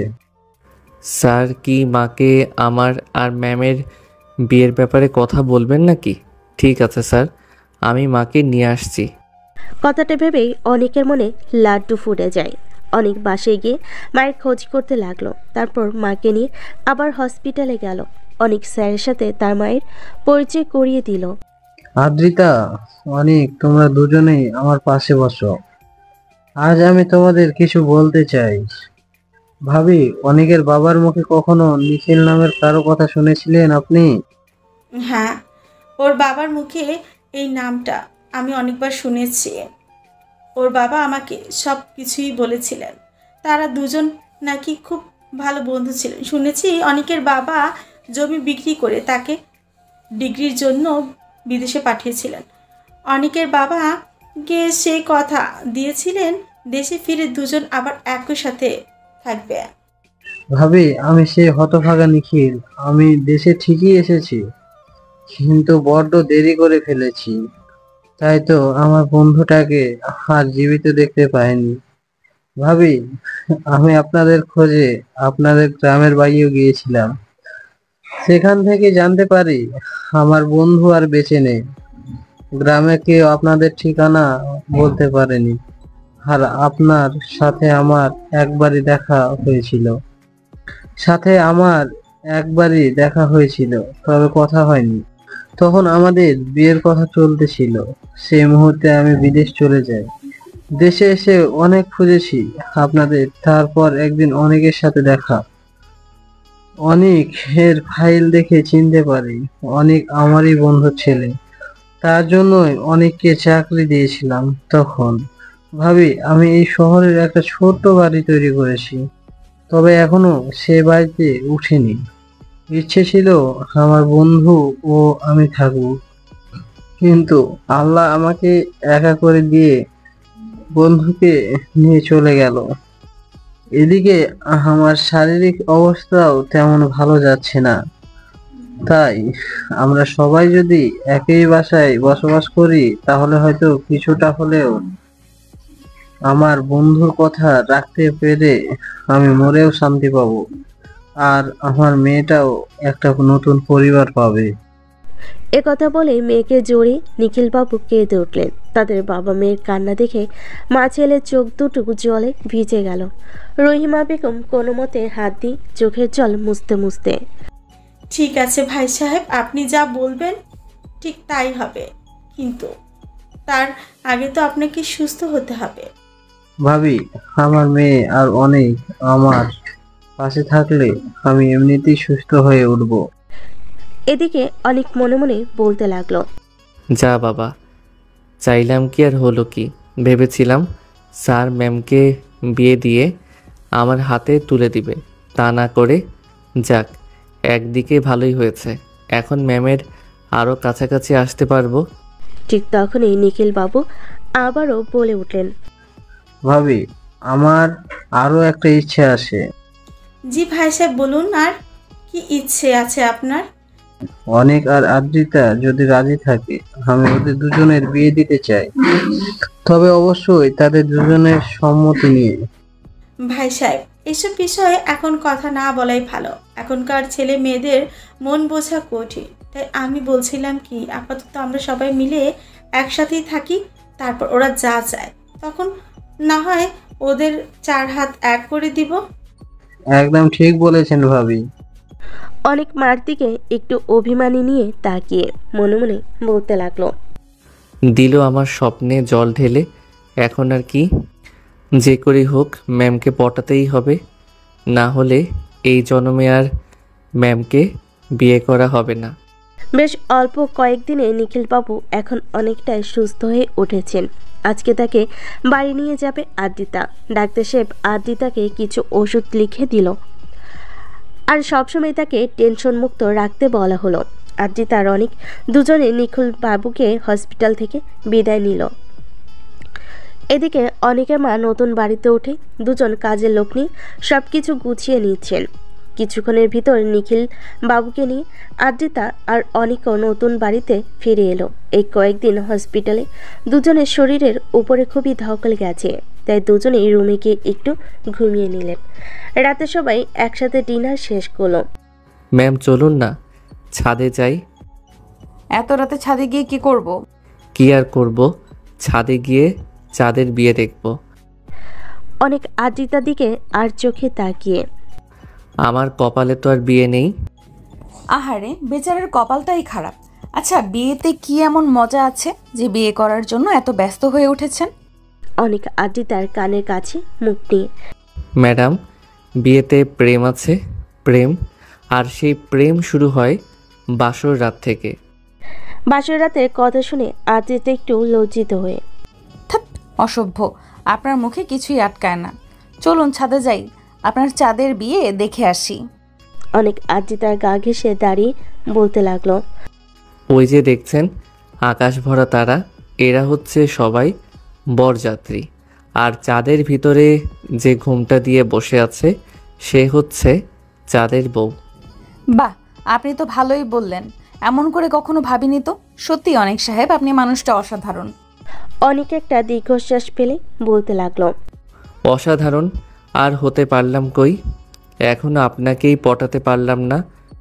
চলুন ঘুমাতে যাই, অনেক রাত হয়েছে। ম্যাম, আজকে রাতটা যদি আমরা ছাদে বসে গল্প করে কাটিয়ে দেই তবে কেমন হবে? আদ্রিতা অনেকের আরো কাছে এসে, খুব বাজে হবে, কারণ আমার খুব ঘুম পেয়েছে। তারপর আদ্রিতা একটা মিষ্টি হাসি দিয়ে অনেকে গুড নাইট বলে তার রুমে চলে গেল। অনেক আরও কিছুক্ষণ ছাদে একাই কাটালো। সকালে ঘুম থেকে উঠে আদ্রিতা তার বাবার রুমে গেল তাকে দেখার জন্য। কি বাবা, তুমি কার সাথে ফোনে এত কথা বলছো? তোমাকে এতটা চিন্তিত দেখাচ্ছে কেন? নিখিল বাবু মেয়ের হাত ধরে তার পাশে বসিয়ে, আসলে আমার কাকিমা আর কাকাতো ভাই ফোন করেছিল। বাবা মা মারা যাবার পর কাকা কাকির কাছে কিছুদিন ছিলাম আমি, কিন্তু তাদের সংসার তখন খুব একটা সচল ছিল না। তার ভিতরে আমি তাদের ঘাড়ে চেপে উঠেছিলাম। এ নিয়ে কাকার সাথে কাকিমার প্রায় ঝগড়া হতো। তারপর আমি তাদেরকে না জানিয়ে বাড়ি থেকে চলে আসি। এরপর আর বাড়ি ফিরে যাওয়া হয়নি। তবে বিদেশ থেকে ফিরে তোকে না জানিয়ে একবারই ওই বাড়িতে গিয়েছিলাম আমি। তারপর থেকে কাকিমাকে মাঝে মাঝে ফোন করে তার খোঁজ খবর নিতাম আমি। 5 দিন পর আমার এক ভাতিজির বিয়ে। কাকিমা খুব কান্নাকাটি করছেন বিয়েতে যাব না বলে। আমি কাকিমাকে আমার অসুস্থতার কথা বলেছি, কিন্তু তার সে এক কথা, আমি না গেলে যাতে নাতনি আর তার হবু নাত জামাইকে পাঠিয়ে দেয়। আদ্রিতা অবাক চোখে জিজ্ঞেস করলো, না তো, জামাই মানে? আর বলিস না মা, কাকিমাকে যখনই ফোন করতাম তোর সাথে কথা বলতে চাইতো, আর শুধু বলতো তোর জন্য ভালো পাত্র দেখেছে, তাই তোকে নিয়ে আমার গ্রামে যেতে বলতো। তাই বাধ্য হয়ে তাকে বলেছিলাম তোর বিয়ে ঠিক হয়ে গেছে। এতদিন তোর কাছে কাকিমার কথা তোকে বলিনি, কারণ যে বাড়িতে আমার ঠাঁই হয়নি আমি তোকে কোনোদিনও সেই বাড়িতে নিয়ে যেতে চাইনি। কিন্তু আজ কাকিমা তার ভুল বুঝতে পেরেছে, তাই সে বারবার অনুরোধ করে কান্নাকাটি করেছে। আমি বলি কি, তুই অনেককে নিয়ে গ্রামে গিয়ে বিয়ে এবং কাকিমার সাথে দেখা করে আয়। আদ্রিতা এই সময় তার বাবাকে কোনো রকম টেনশনে ফেলতে চায় না। তার বাবার কথাই বিনা বাক্যে রাজি হয়ে গেল। মা, মনে রাখিস তোর দাদি যেন বুঝতে না পারে যে অনেক তোর হবু বর নয়। ঠিক আছে বাবা, ও নিয়ে তুমি কোনো চিন্তা করো না। আদ্রিতা অনেকের রুমে এসে অনেককে সব কিছু বুঝিয়ে বলেন। আদ্রিতার কথা শুনে অনেক বাকবাকুম করে নেচে উঠল। ম্যাডাম, তাহলে আজ থেকেই স্বামী স্ত্রী প্র্যাকটিস শুরু করে দেই। ইস, শখ কত ছেলের। শোনেন, এটা শুধুই অভিনয়। এখন চলুন একটু শপিংয়ে যাই, কিছু কেনাকাটা করতে হবে। আদ্রিতা নিজের জন্য অনেক কিছু কিনল, সাথে অনেকের জন্য কেনাকাটা করে নিল। অনেক সাহেব, আপনি এখানে একটু দাঁড়ান, আমি আসছি। ম্যাম, কোথায় যাচ্ছেন? আমিও সাথে আসি। জি না, আপনাকে সেখানে নেওয়া যাবে না। ঠিক আছে, যান যান। আমাকে কেন নেবেন? আমি আপনার কে? অনেক গাল ফুলিয়ে কথাগুলো বলল, তারপর মুখটা অন্যদিকে ঘুরিয়ে অনেক, আপনি না সত্যি একটা আস্ত বড় গাধা। আরে বাবা, মেয়েদের তো কিছু প্রাইভেট জিনিস থাকে যা মেয়েদের সামনে কেনা, যা ছেলেদের সামনে কেনা যায় না। তারপরও যদি না বোঝেন, আমার আর কি করার।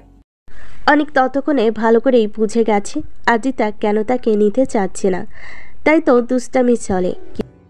ম্যাম, আমার জন্য একটা নিয়ে আইসেন। আপনি না একটা ইতর। কিছুক্ষণ পর আদ্রিতা অনেকের কাছে ফিরে এলো। ম্যাম, কয়টা কিনেছেন? এত সময় লাগলো যে? চুপ, অসভ্য, বাসায় চলুন। 2 দিন পর আদ্রিতা আর অনেক নিখিলবাবুর কাছ থেকে গ্রামের বাড়ির ঠিকানা নিয়ে নাইট কোচে দাদির বাড়ির উদ্দেশ্যে রওনা দিল। গাড়ির ঠিক মাঝামাঝি সিটে তারা বসেছে। তাদের ডান পাশের সিটে এক ফ্যামিলি বসে আছেন। তাদের কোলে একটি বাচ্চাও আছে। অনেক মেয়েটিকে তার কোলে বসিয়ে, ম্যাম দেখুন না, মেয়েটি দেখতে ঠিক আমাদের মতো। আমাদের মতো মানে? অনেক আমতা করে বলল, ওর নাক, ওর চোখ, ওর গায়ের রং সবটাই একদম আপনার মতো। সবই যদি আমার মতো হয় তাহলে আপনার সাথে ওর মিল কোথায়? ম্যাম কারণ ওর বাবাটা তো আমি, তাই আমাদের মতো বলছি। আদ্রিতা অনেকের বুকে হালকা একটা ঘুষি মেরে, আপনি না সত্যি একটা বড় মাপের শয়তান। যখন তখন কী সব উল্টাপাল্টা বলে বসেন। আপনার তো দেখছি সামান্য লজ্জাটুকুও নেই। অনেকে একটা শয়তানি হাসি দিয়ে, কি করব ম্যাম, আপনি পাশে থাকলে আমার কোনো লজ্জা থাকে না। যা থাকে তা শুধুই আপনার জন্য জমানো ভালোবাসা। আদ্রিতা একটা দীর্ঘশ্বাস ফেলে, আপনারা তো প্রেম আমি রাখবো কোথায়? অনেক ম্যামের দিকে মায়াবী দৃষ্টিতে তাকিয়ে, কেন ম্যাম, আপনার ওই বুকে কি আমার জন্য একটু জায়গা হবে না? আমি কখনোই কি পারবো না আপনার কোলে মাথা রেখে আপনার হাতটি ধরে জ্যোৎস্না রাতে ছাদে উঠে রাতভর গল্প করতে? তখনই অনেকের কোলে থাকা বাচ্চাটি কেঁদে উঠল। আদ্রিতা খিলখিল করে হেসে ওঠে, আগে আপনার বাচ্চা সামলান। অনেকের এমন পাগল মার্কা কথাবার্তায় আদ্রিতা শুধু হেসে চলেছে আর মনে মনে বলছে, অনেক, আমার এই বুকে তুমি অনেক আগে জায়গা করে নিয়েছো। তোমার ওই ভুবন মাতানো হাসি আর সবসময় বাচ্চাদের মতো আচরণে তুমি অনেক আগেই আমার মনটা কেড়ে নিয়েছো। আটকে গিয়েছি আমি তোমার মায়ার জালে, তবে এত সহজে তোমাকে তা প্রকাশ করব না আমি, কারণ তুমি যা বদের হাড্ডি আর যে দুষ্টু, আমার সামনে কথা জানতে পারলে হয়তো তুমি বিয়ের আগেই আমার সাথে বাসর করে নিবে। আদ্রিতা মনে মনে এসে বলছে আর নিজেই লজ্জায় মুখ লাল করে ফেলেছে। অনেক বাচ্চাটাকে তাদের কাছে ফিরিয়ে দিয়ে আদ্রিতার একটি হাত ধরে, কি হলো ম্যাডাম? আদ্রিতার বুকের দিকে ইশারা করে, আমার কি ওইখানে জায়গা হবে না ম্যাম? জি না জনাব, আপাতত হাতটিই ধরে বসুন। আর আপনাকে না বলেছি আজকে থেকে আমরা তুমি তুমি করে কথা বলবো? জি সরি ম্যাম, আমার তো মনেই ছিল না আজ থেকে যে আমরা স্বামী স্ত্রী। আদ্রিতা বড় বড় চোখ করে, জি না, আমরা মোটেও স্বামী স্ত্রী নই, শুধু বিয়ে ঠিক হয়েছে, আর সেটাও শুধুমাত্র একটা অভিনয় মাত্র। অনেক আদ্রিতার গালে দু হাত ধরে চেপে তার চোখে চোখ রেখে, আমি কোনো অভিনয় করছি না, আমি সত্যি সত্যি আপনাকে আমার হবু স্ত্রী ভেবে নিয়েছি।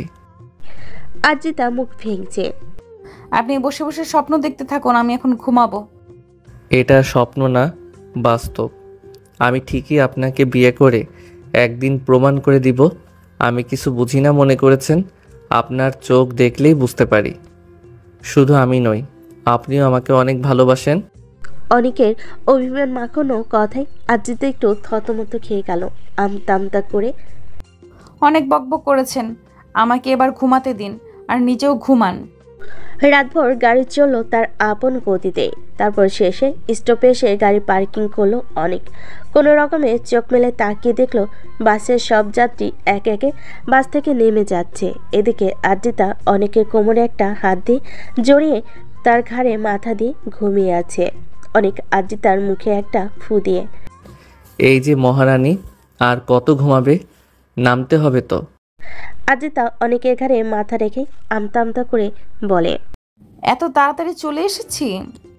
কারো শরীরটাকে কোলবালিশ বানিয়ে ঘুমালে দীর্ঘ 7 ঘন্টার জার্নিও 7 মিনিট মনে হবে।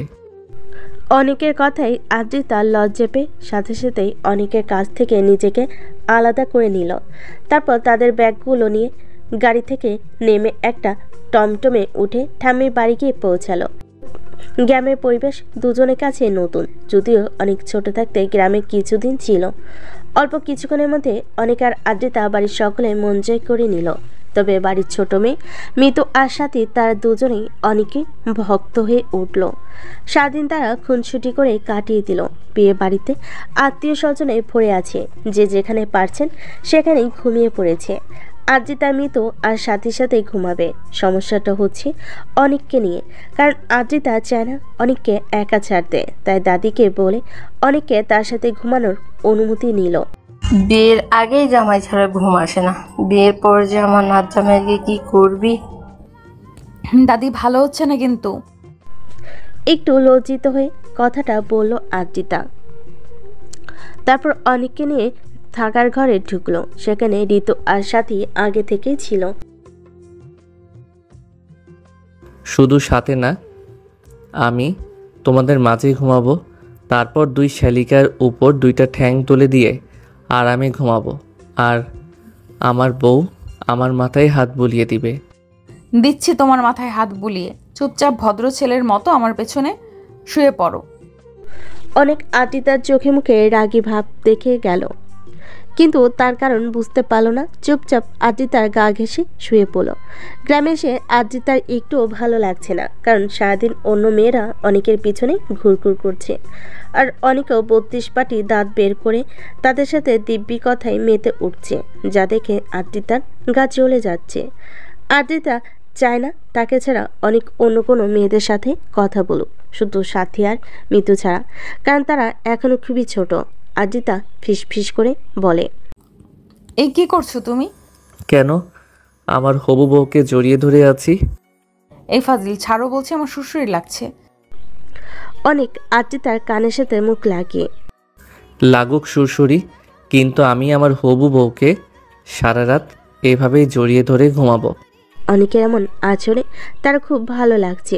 সে চাচ্ছে যুগের পর যুগ অনেক তাকে এভাবেই জড়িয়ে ধরে তার বাহু ডরে তাকে আটকে রাখুক। অনেক আরও শক্ত করে জড়িয়ে ধরে আছে তাকে। এদিকে আদ্রিতার শরীর যেন আগুন বয়ে যাচ্ছে। অনেক তাকে যত শক্ত করে কাছে টানছে, আদ্রিতার যেন কেঁপে কেঁপে উঠছে। তার সমস্ত শরীরে অজানা এক শিহরণ খেলে যাচ্ছে। তার শ্বাস প্রশ্বাসও ঘন হয়ে আসছে।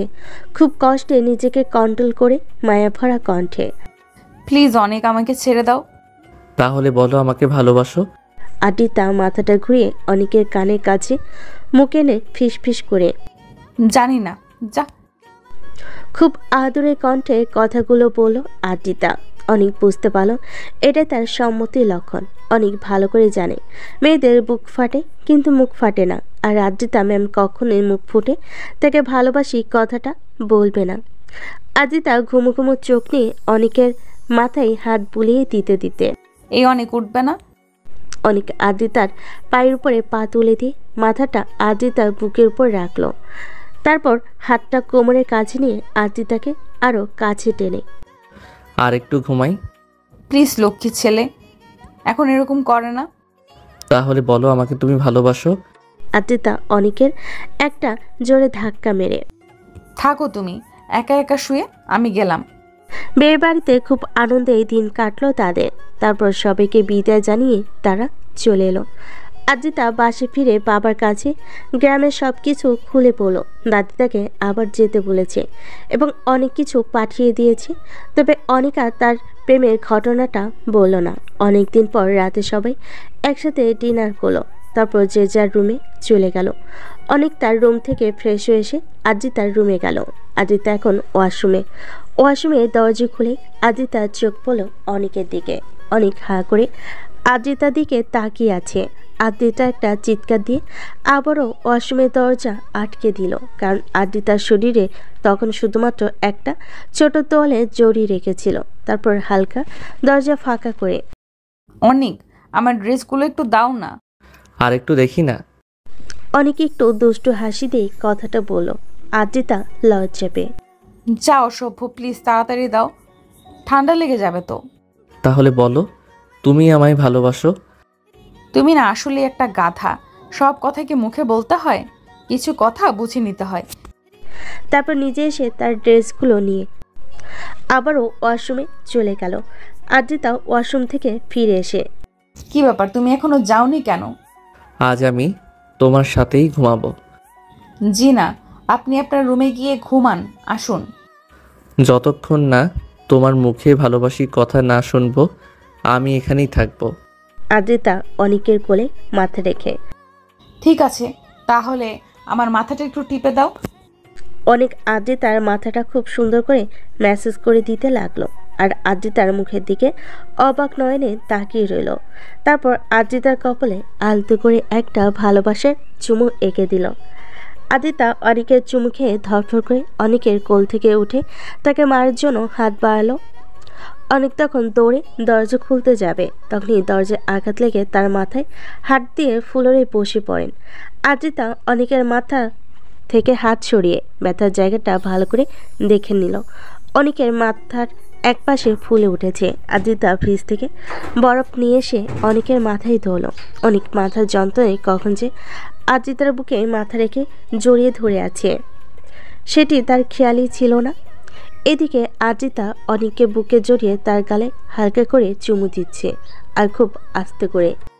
অনিক, আমি তোমাকে ভালোবাসি। আদ্রিতার বুকে মাথা রেখেই অনিক, আমিও তোমাকে খুব ভালোবাসি আদ্রিতা। অনিকের কথা শুনে আদ্রিতা চমকে ওঠে। তারপর মনে মনে, এত আস্তে বললাম কথাটা, তবু শয়তানটা সব শুনে নিয়েছে। আদ্রিতা অনিকের কাছে অবশেষে ধরা পড়ে গেল। তারপর লজ্জায় মাখা মুখ নিয়ে অনিককে, এবার খুশি তো তুমি? এখন তো তোমার রুমে যাও। প্লিজ আরেকবার বলো না ভালোবাসি। আদ্রিতা অনিকের মাথায় হাত বুলিয়ে দিয়ে, আরেকদিন বলবো, তবে একটা শর্ত আছে, আমাকে কিন্তু তোমার ম্যাডাম বলে ডাকতেই হবে। অনিক মিষ্টি হেসে, ঠিক আছে ম্যাডাম, গুড নাইট। অনেকদিন অফিসে না যাওয়াতে দুজনে খুব ব্যস্ত হয়ে পড়লেন। তবে আদ্রিতা আজ অফিসে যায়নি, তাই অনেক একাই সারাদিন অফিস করে বাসায় ফিরল। অনেকের কাছে বাড়ির ভিতরটা যেন আজকে একটু অন্যরকম মনে হলো। খুব সুন্দর করে সাজানো হয়েছে বাড়িটি, চারিদিকে মোমবাতির আলো মিটিমিটি করে জ্বলছে। হঠাৎ চেনা কিছু কণ্ঠস্বর তার কানে ভেসে এলো। Happy birthday to you Anik, happy birthday. কাজের চাপে সে ভুলে গিয়েছিল আজ তার জন্মদিন ছিল। তারপর সবাই মিলে কেক কাটা হলো। কি ইয়াংম্যান, জন্মদিনে আমার কাছে কি চাই তোমার বলো। স্যার আপনার মেয়েকে। নিখিল বাবু আদ্রিতার দিকে তাকিয়ে, কি রে মা, তুই কি বলিস? আমার মেয়েটাকে কি ওর হাতে তুলে দিব? আদ্রিতা লজ্জা মাখা মুখে অনিকের হাতে একটা গিফটের প্যাকেট দিয়ে দৌড়ে পালালো। অনিকের মা তখন বলে উঠল, ভাই খুব তাড়াতাড়ি দিনক্ষণ দেখে এদের বিয়ে দিয়ে দেয়। আর কতদিন লুকিয়ে লুকিয়ে প্রেম করবে এরা? তারপর সবাই হাহা করে হেসে উঠলেন। অনেক আদ্রিতার গিফটের প্যাকেট খুলে দেখল। আদ্রিতার সবচেয়ে পছন্দের জিনিসটাই আজ অনেককে গিফট করেছে, তা হলো আদ্রিতার ব্যবহার করা সেই পারফিউম, যার ঘ্রাণে অনেক আদ্রিতার প্রথম প্রেমে পড়েছিল। অনেক আদ্রিতাকে ধন্যবাদ জানাতে তার রুমে গেল, কিন্তু আদ্রিতা দরজা খুলছে না। কি হলো আদ্রিতা, দরজা খুলো। না, আমি খুলবো না। তুমি একটা অসভ্য। সবার সামনে তুমি এমন করে বাবাকে বিয়ের কথা বললে কেন? আমার লজ্জা করে না বুঝি? আজ আর তোমার সাথে কথা নেই, এটাই তোমার শাস্তি। অনেক মন খারাপ করে তার রুমে ফিরে এলো।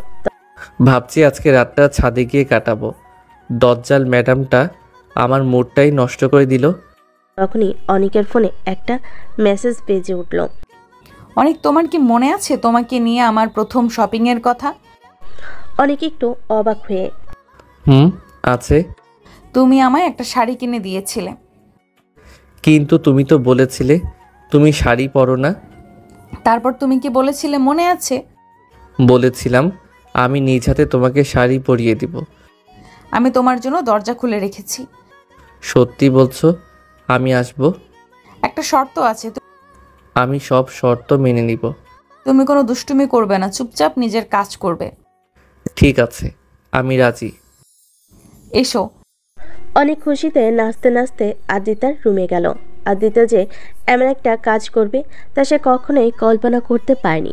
অনেক বড় বড় চোখে হা করে আদ্রিতার দিকে তাকিয়ে আছে আর পা থেকে মাথা পর্যন্ত দেখছে। আদ্রিতা শুধুমাত্র একটি পেটিকোট আর ব্লাউজ পরে মুখটা হাত দিয়ে ঢেকে অনেকের সামনে দাঁড়িয়ে। কি হলো? এমন করে কি দেখছো? তোমাকে না বলেছি চুপচাপ শুধু নিজের কাজ করবে? অনেক আদ্রিতার আরও কাছে এসে এক হাতে শাড়িটা নিয়ে তাকে পরিয়ে দিতে লাগলো। অনেকের স্পর্শে আদ্রিতা কেঁপে কেঁপে উঠছে।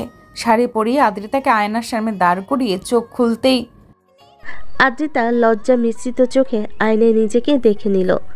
সত্যি শাড়িতে আদ্রিতাকে খুব সুন্দর দেখাচ্ছে। অনেক আদ্রিতার হাত ধরে তাকে ছাদে নিয়ে গেল।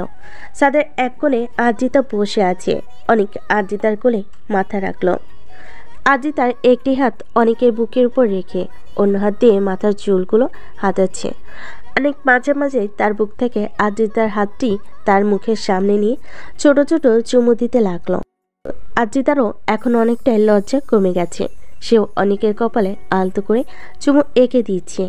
অনেক শোয়া থেকে উঠে আদ্রিতার পেছনে বসে দু হাত দিয়ে আদ্রিতার কোমর পেঁচিয়ে ধরে তার ঘাড়ে মুখ ঘষতে ঘষতে বলল, ম্যাডাম চলুন না, আজই বাসর রাতটা সেরে ফেলি।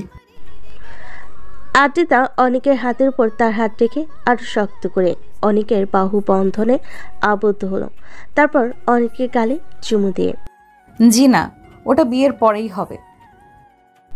এভাবেই জ্যোৎস্না রাতে তারা চাঁদকে সাক্ষী রেখে তারা হারিয়ে গেল তাদের ভালোবাসার ভুবনে। দুজন দুজনকে জড়িয়ে ধরে ভালোবাসার আদিম খেলায় মেতে উঠল। জানি না অনিকার আদ্রিতার বাসরাত কবে হবে, তবে আমাকে আজ এখানেই শেষ করতে হবে। সবাই অনিকা আদ্রিতার জন্য আশীর্বাদ করবেন। হাজারো বছর বেঁচে থাকুক ওদের ভালোবাসা।